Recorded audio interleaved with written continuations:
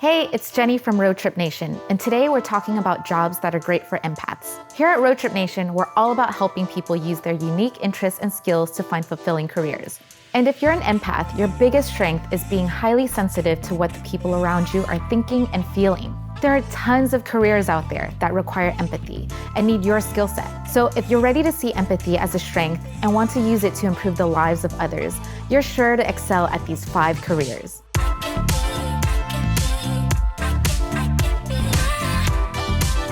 Even though lots of empaths are naturally very creative, this career choice may come as a surprise. Objectively, reporting the facts can be a challenge for empaths. So journalism seems like it'd be off the table. But photojournalism offers you the ability to really feel the magnitude of the events you're taking part in, and then use your creativity to translate the feeling into art. Your photos can then help other people feel and connect to news events from a distance. Photojournalist Carol Guzzi explained why helping other people feel is so essential to her work.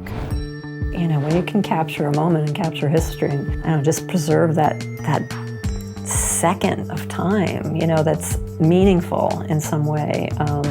If it makes you feel, it's probably going to make someone else feel too. You can do all these stylized, beautiful, perfectly composed pictures, but for me, for journalism, I think the only thing that matters is the content in the moment and making someone feel, because you can make someone think, but to make someone feel is the ultimate goal. An empath's compassion gives them a great bedside manner, making them great doctors, nurses, physical therapists, you name it. Because when you're not feeling well, there's nothing you want more than someone who understands.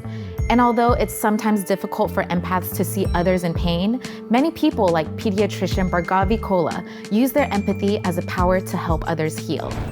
As you get to know what medicine is, the satisfaction it gives you, like to change someone's life, to touch someone's heart, it is priceless. So I went to medical school in India, and when I did my externship in different places, I really enjoyed pediatrics. I worked with autistic kids and kids who have seizures and other medical problems. And it's really touching for me to see how much the parents go through to have one autistic child, how much they see, and the patients that they have, and the physicians who take care of them, how blessed they are. I feel that kids, they express what is in their heart. If you're an empath who knows another language or is trying to learn one, you might enjoy working as an interpreter. From immigration offices to hospitals, you can use your language skills to connect with people and help them at a time when they most need to be understood. Interpreter Victor Abundis loved his work as an interpreter so much that he now runs a business helping interpreters connect with the people who need them. This was pretty much the aha moment for me. I was gonna do an interpretation for a gentleman who was taking a citizenship test. So you can just imagine, this is pretty much one of the most important days of their lives, because their American citizenship kind of hangs in the balance of this exam they're about to take. And there was a couple ahead of me.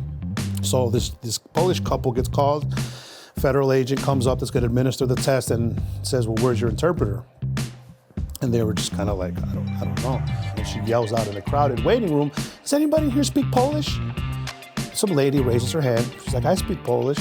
One of the most important interviews of this couple's life lays in the balance of a person that says she speaks Polish, which she very well might, but how do you know how much her proficiency is in that language, Where we were just like, this just has to be a better way. It has to be a better way.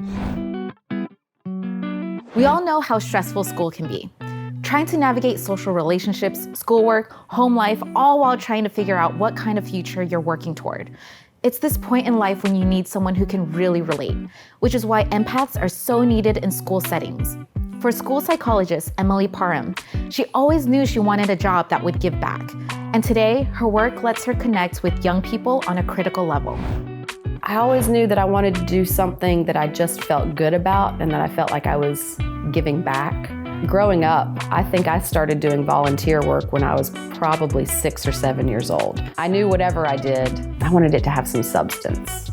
and to feel like I was doing something, even a small something, to make a difference. Like, I really am truly passionate about working with kids, being their advocate, protecting them. I feel like I am able to, help kids a lot, and it feels really rewarding and really good at the end of the day. This career path might seem the most obvious for an empath, but it can also be the toughest career path for empaths, who naturally want to help everyone in need. While there's only so much of you to go around, working at a nonprofit will empower you to connect with and help as many people as you possibly can. Here's Heart of LA founder Tony Brown on how empathy helps him go above and beyond with his nonprofit work. So Heart of LA is an after-school program, but really it's more than that. It's a community center where we give every kid that comes through these doors who needs Heart of Los Angeles a chance to find their version of success. As I've run the organization, we've got an open door policy. So when a student comes in after school, if they walk into my office with a challenge or an opportunity, even if I'm on the phone, I might ask them to come back in 2 minutes, but most often, I ask the person on the phone, hey, I've got a student here, can I call you right back? And I try to have a moment with students. And I take a train to and from work, so sometimes that means I miss the train, and that's okay. It's been fun to be here long enough to where, the kids that I met on their first day at or their first few weeks in our elementary program are now talking to me about, I'm trying to figure out what school what college I want to go to, or they're coming back from college and they're saying, hey, I just want to drop in and say everything's going well, or I'm having a little challenge here and trying to work through it, or Tony, I was wondering if you know anyone who, I love that, and I tell them that's why I'm here. As you can see, as an empath, your strengths in connecting and conveying the emotions of others can give you the power to help people in tons of unique ways. But constantly experiencing this range of emotions on a day-to-day basis means that empaths easily suffer from job burnout.